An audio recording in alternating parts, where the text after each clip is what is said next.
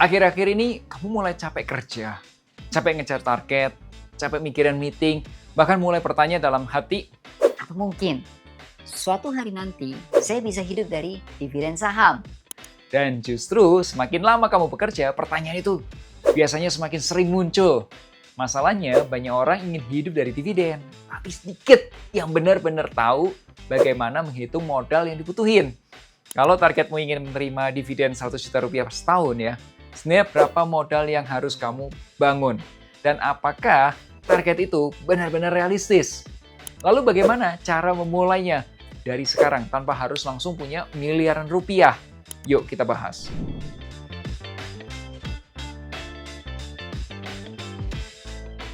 Hai, ketemu lagi nih bersama saya Melvin Mumpuni. Banyak calon klien yang saya temui itu ingin hidup dari dividen dan hampir semuanya melakukan kesalahan yang sama. Mereka langsung sibuk cari saham-saham apa dengan dividen paling tinggi. Tapi tanpa pernah menghitung apakah jumlahnya benar-benar cukup untuk membiayai hidup mereka. Padahal nih ya, menurut saya nih, memilih saham itu bukan langkah pertama. Langkah pertamanya justru kita menghitung kebutuhan kamu. Baru setelah itu, kita menentukan strategi investasi dividen play-nya. Nah, di video ini kita akan lakukan proses itu bersama-sama, mulai dari menghitung modal yang dibutuhkan, memahami cara kerja dividen yield, sampai menyusun roadmap-nya, supaya target hidup dari dividen benar-benar bisa terwujud. Yuk, kita mulai dari dasar yang paling penting. Berapa sebenarnya modal yang harus kamu bangun? Sebelum kita menghitung angkanya, saya ingin mengajak kamu, kita samakan dulu POV cara melihat dividen, oke? Banyak orang itu mengira hidup dari dividen itu sesuatu yang berbeda dengan punya bisnis. Nah, padahal kalau menurut saya, konsepnya itu hampir sama. Bayangkan nih ya, kamu tuh punya sebuah kafe. Nah, setelah semua biaya operasional dibayar, gaji karyawannya semua selesai, sewa tempat juga lunas, ternyata masih ada keuntungan bersih 100 juta dalam setahun. Nah, sebagai pemilik bisnis, keuntungan itu yang jadi haknya kamu. Betul? Nah, memiliki saham sebenarnya konsepnya mirip. Bedanya apa? Kamu tidak perlu membangun bisnisnya dari nol. Tidak perlu memikirkan operasionalnya setiap hari.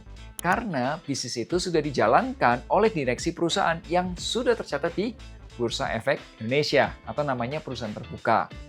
Kalau perusahaan memperoleh laba atau keuntungan dan memutuskan bagi-bagi dividen, ya sebagai pemegang saham, ya kamu ikut menerima bagian keuntungan tersebut. Jadi ketika orang berkata ingin hidup dari dividen, ya sebenarnya yang sedang mereka bangun adalah aset yang mampu membayar lifestyle mereka setiap tahunnya. Bukan sekedar beli saham. Apalagi main saham, udah jauh itu, udah beda. Nah, menurut saya nih, ini yang sering terlewat. Orang itu sibuk memilih saham, tapi lupa hitung berapa modal atau berapa besar aset yang harus dimiliki supaya dividen itu benar-benar bisa menggantikan penghasilannya. Yuk, sekarang kita hitung bersama.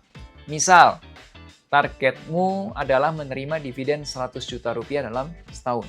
Kalau kita gunakan asumsi dividen yield 10% per tahun, ya. Angka yang memang bisa ditemukan pada beberapa perusahaan di Indonesia meskipun tidak selalu terjadi setiap tahunnya kalau 10% tuh. Nah, berarti aset yang perlu kamu bangun sekitar 1 miliar. Cara ngitungnya gampang. 100 juta kamu bagi 10%, hasilnya 1 miliar. Oke? Kelihatannya sederhana ya.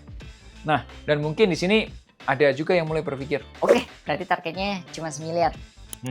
eits, jangan buru-buru seneng. Karena ada satu hal yang hampir selalu dilupakan orang ketika menghitung kebutuhan hidup dari dividen. Apa itu? Inflasi. Kalau biaya hidup kamu naik sekitar 5% setiap tahun, maka dividen yang kamu terima juga ya harusnya bisa mampu mengimbangi kenaikan itu. Make sense nggak? Ya kan? Nah, artinya perhitungan sederhananya bukan lagi 100 juta dibagi 10%.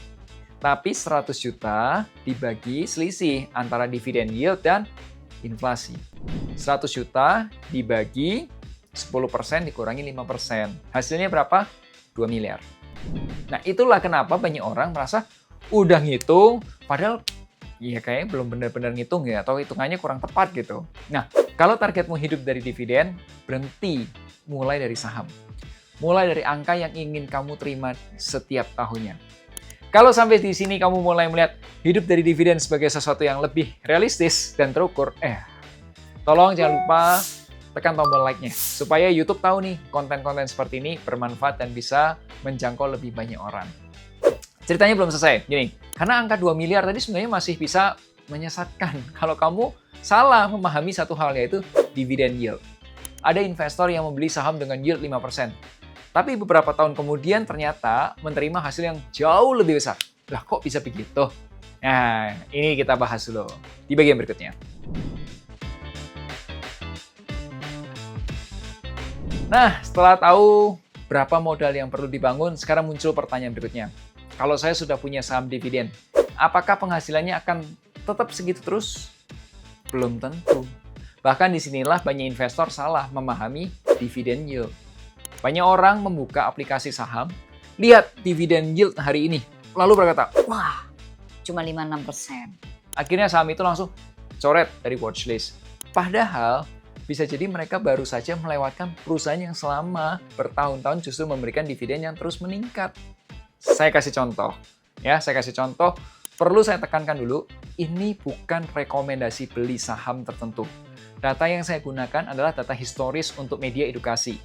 Kalau nanti kamu ingin beli saham, tetap please pelajari dulu fundamental perusahaannya. Oke? Ini ceritanya. Misalkan tahun 2020, seseorang tuh beli saham perusahaan pengembang di harga sekitar 310 perak per lembarnya. Modalnya 300 jutaan gitu ya. Nah, dari modal itu, dia mendapatkan sekitar 967.000 lembar saham. Oke? Nah, sekarang kita lihat apa yang terjadi. Tolong jangan fokus ke harga sahamnya dulu. Fokus ke dividen yang masuk ke rekeningnya setiap tahun. Tahun 2021, dividennya sekitar 24 juta. 2022 naik, melonjak hampir 97 juta. Tahun 2023 turun, jadi sekitar 39 juta. 2024 naik lagi, jadi sekitar 73 juta. Tahun 2025 naik tembus 106 juta. Dan tahun 2026 dividennya tetap di 106 juta. Kalau kamu jumlahkan, selama 6 tahun, investor ini sudah menerima dividen sekitar 445 juta. Bahkan itu lebih besar daripada modal awal, sekitar 300 jutaan yang dia invest di awal. Nah, disinilah banyak orang baru sadar. Dividen yield yang kamu lihat di aplikasi itu dihitung berdasarkan harga saham hari ini. Berapa dividen yang dibagi dibandingkan dengan harga saham pada hari itu. Padahal yang lebih penting buat investor jangka panjang itu adalah berapa hasil yang kamu terima dibanding harga saat kamu beli. Contoh nih, tahun 2026, kalau orang itu baru lihat saham itu di harga sekitar 1064 perak, dividen yield yang terlihat ya 10%. Ya kelihatannya ini bagus. Tapi buat investor yang beli di harga 310 perak, dividennya 110 perak per lembar, itu berapa persen? Itu 35% dari harga belinya. Artinya, orang yang masuk lebih awal itu nikmatin hasil yang sangat berbeda dengan orang yang baru melihat saham itu di hari ini. Paham nggak? Oke, tapi jangan salah paham juga. Bukan berarti semua saham dividen pasti seperti ini. Enggak. Dividen bisa naik, bisa tetap, bahkan bisa turun. Kalau laba perusahaannya juga mengalami penurunan. Atau juga mungkin kebijakan perusahaannya juga berubah. Nah, karena itu tugas kita bukan berburu dividen yield yang paling tinggi.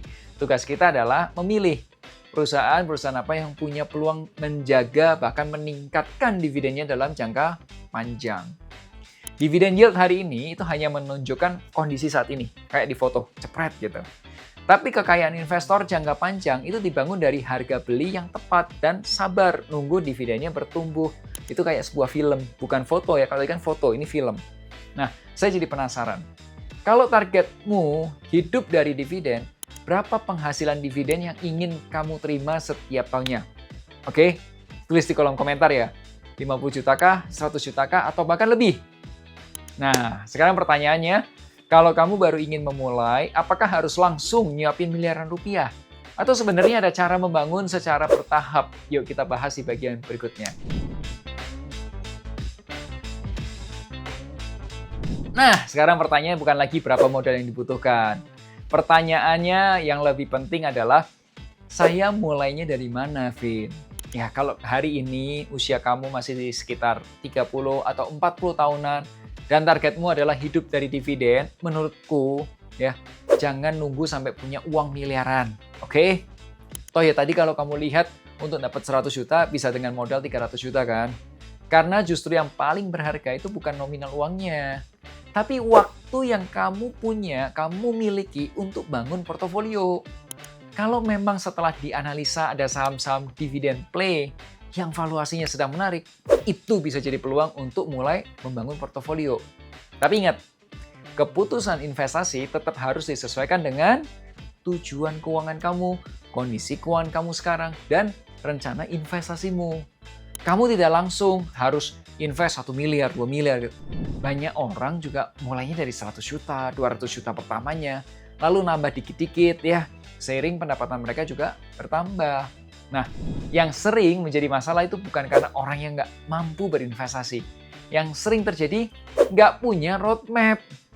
Akibatnya apa? Tahun ini semangat beli saham dividen. Tahun depan pindah kejar saham yang sedang naik. Tahun berikutnya lagi ikutan tren investasi yang lain lagi. Ujung-ujungnya apa? Target hidup dari dividennya semakin jauh, semakin jauh, semakin jauh. Kenapa? Investasinya berubah terus arahnya. Padahal membangun penghasilan dari dividen itu bukan sprint.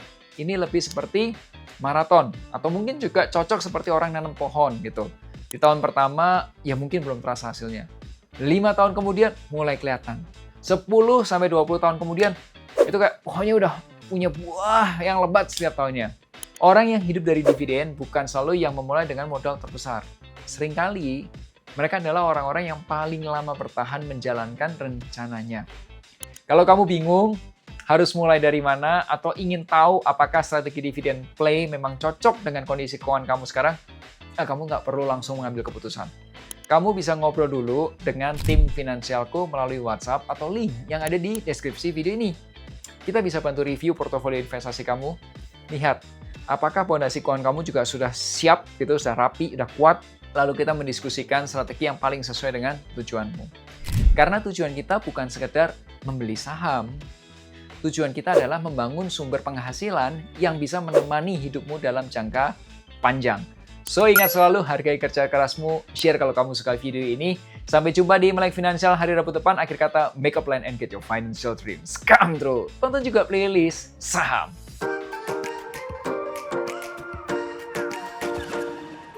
Wujudkan